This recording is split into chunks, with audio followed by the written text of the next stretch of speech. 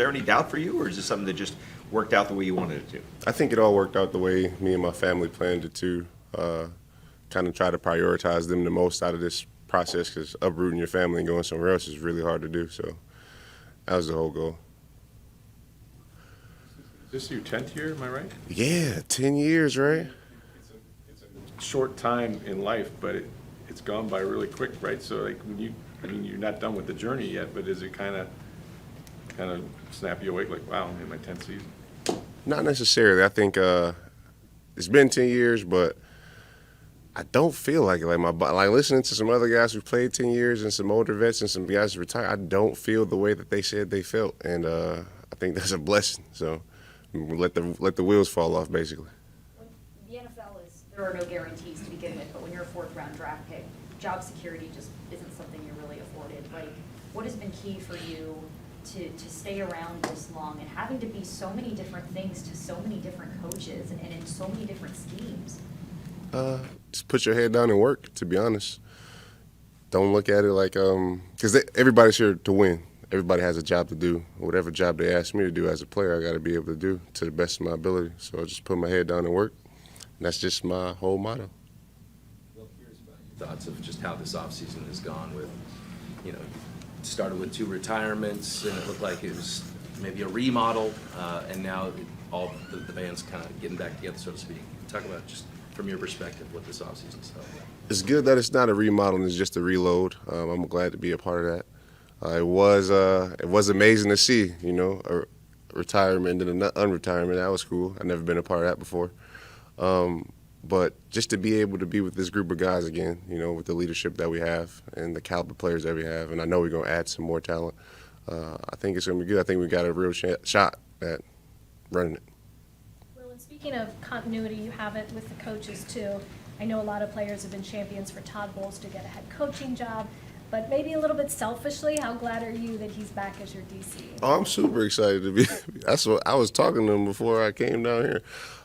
Coach Bowles is a brilliant mind, and you can hear it in his voice whenever he speaks, especially about the defense and off the field as well.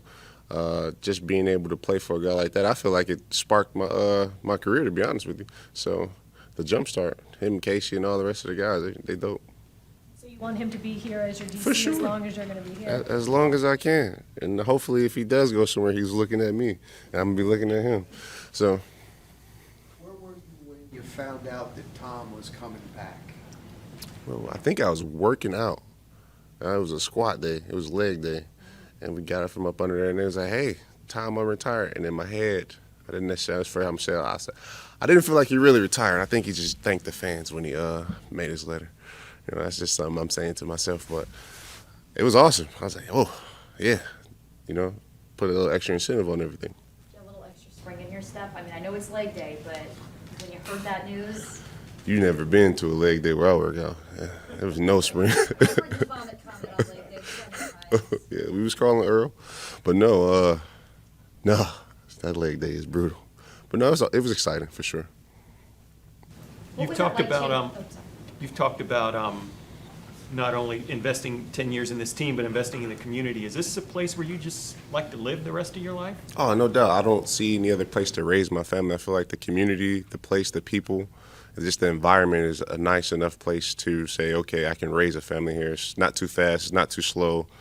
You seldomly see anybody with too much aggression walking down the street, just from how I grew up. So yeah, I don't want my kids to have to see the things that I had to see when I was younger, and Tampa's the place to be. Well, I don't know if you thought you'd find yourself in this position, but to give back the way you have, I mean, not just your time, but so much of your resources in a way that a lot of athletes, I know there's a lot of guys on this team do, right, for us, the NFL, but what does that mean to you to be in that position, to actually be able to do that?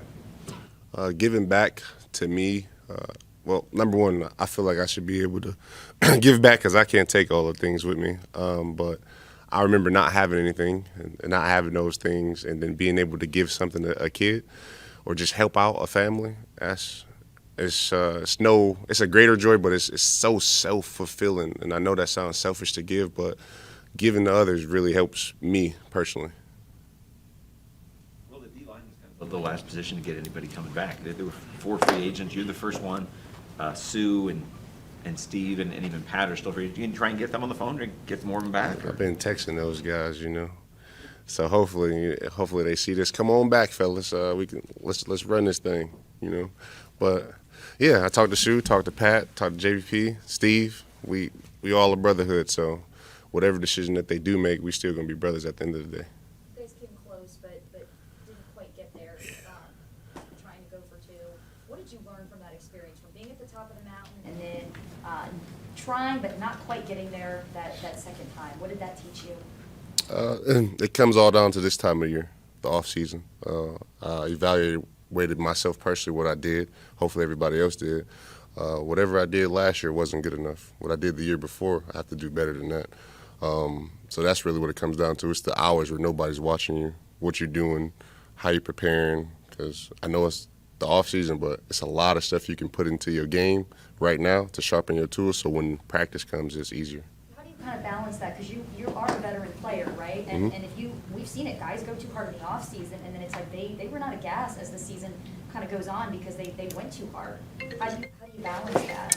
The easiest way to balance it is don't even think as far as time when it comes to the league. Every year, my off season, I'm a rookie. I got to learn everything over again. I got to do everything like I didn't do it before, and that comes with training and diet and nutrition. You don't want to peak too soon, but you don't want to come in here. You want to be right at the perfect level to go into the season. When you look at last year, you look at resetting your career high for sacks. Is there something you'd point to for anything you did different or circumstances that allowed you to do that? I guess I was listening better to the coaches. I've been coached up by a lot of different coaches. Casey really helped me use my strengths and utilize my strengths and do all those things I need to do. But I don't think I approached it any different. It just was clicking a little bit. Is that encouraging for you that in your 9th season you were having a career high and that it's trending in the right direction? For sure. I plan to continue to trend. That's my goal, at least. It's definitely reassuring to know that I can still do it. If when you were drafted, you were told that you'd last a decade with the same team, you'd be the longest tenured Buck, which is a title in and of itself in a league that turnover is common, what would you have thought at that time?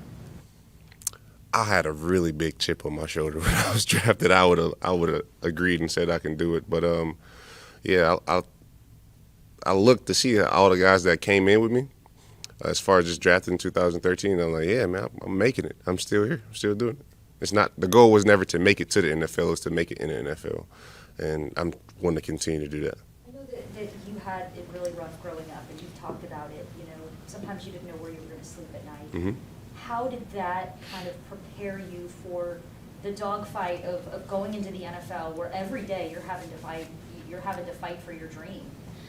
I think it was more of an advantage and not a disadvantage. To struggle as hard as I struggled and to go through those things, I know what it's like for dark days. That's why it was dark days here, but I know what it's like. There's a brighter path if you just continue to stay consistent, because it was a left and a right, and I just had to make the right choice when I was younger. Does that also just kind of put things into perspective? Like, a bad day of football really does not compare to a bad day in your life where, again, you don't know where you're going to sleep.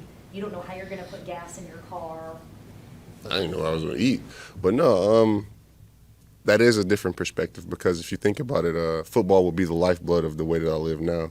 So I try not to have those bad days. And when I do, I just try to evaluate it the same way my coach will evaluate it. I try to look at myself unbiased and say, okay, I messed up this way. This is what my coach said. This is what the other coach said. How can I see it? How can I mold it? But, yeah, going through everything I went through, yeah, it definitely helps, for sure. You talked about, taking care of your family. Mm-hmm. As a parent, you want to protect your children and shield them from some of the things that you had to deal with. What does it mean that you've worked so hard in your life to be able to put your family in a position where your kids don't have to worry about the things you had to worry about? It's kind of messed up, because I look at them and they're not spoiled, but they're spoiled. And I'm looking at them like, man, my son, my middle son, Sebastian, he always say he's hungry after school. And I asked him, did you eat when you was in school? He said, no, I didn't want it. I said, you don't know what it's like to be hungry, because if you really hungry, you're going to eat what's in front of you. So it's fun. It's funny. I'm glad that I get in a situation for them not to struggle. I think everybody needs a little bit of struggle in some shape or form in their life to be able to mold them to go through adversity. But I like it. I like what I'm doing. I'm happy to be a dad. I love it. Anything else? Thank you. Can I have this water right here?